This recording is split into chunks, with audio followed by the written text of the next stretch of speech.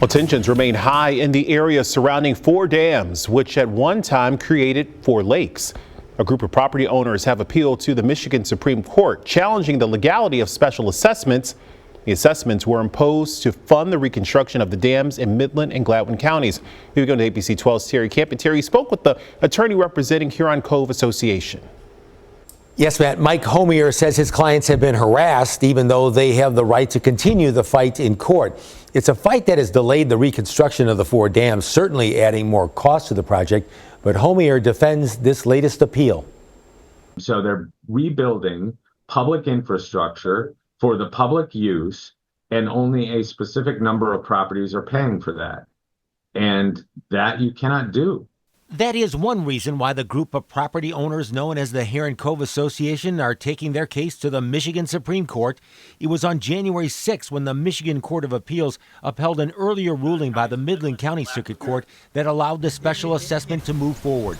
Attorney Mike Homier represents Huron Cove and says he has heard the complaints. They waited up to the deadline to file the appeal. It's not like 10 days or 15 days is going to make a difference. We wanted to make sure everything was technically correct. The assessments of about $218 million were imposed to fund the reconstruction of the Edenville, Sanford, Smallwood, and Secord dams following the dam failures in 2020.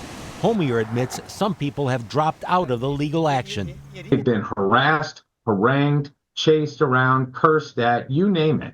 It's happened. And many of them can't afford it, and so they're selling. The law firm estimates there are about 521 active memberships participating in the Michigan Supreme Court appeal, with married couples or co-owners of parcels counting as one membership. The 4 Lakes Task Force, working for Midland and Gladwin counties to bring the lakes back, states there are more than 7,300 parcels in the assessment district. The Secord Lake Association put out this newsletter on the impact of the appeal, explaining the continued legal action could push the filling of Secord and Smallwood lakes into 2026 and 2027, with the 2 others to follow.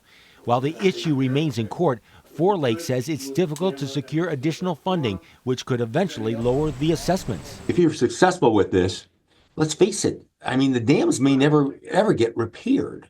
I don't know whether that's true or not true, right? I can't predict the future. What I can say is that there's a process that must be followed when you are assessing property. And we don't think the methodology, you can't assess cost.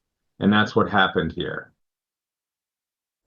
Now, 4 Lakes Task Force is disappointed with the appeal and will have a webinar on the 26th to discuss what's next from their standpoint. It's not clear when the state Supreme Court will decide on whether or not it will hear the application for leave to appeal.